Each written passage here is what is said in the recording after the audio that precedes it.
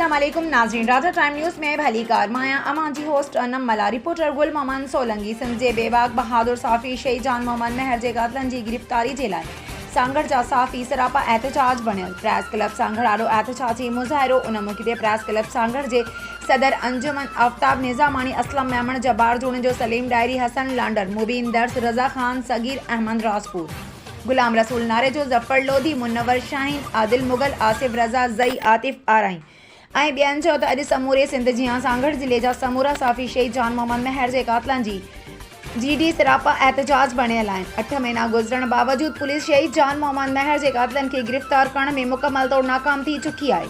जंहिंजी जेतिरी मज़हमत कजे उहा घटि आहे। हिननि मुतालबो कयो त शहीद जान मोहम्मद महर जे कातलनि खे फौरी तौर गिरफ़्तार करे इबरतनाक सज़ा ॾिनी वञे।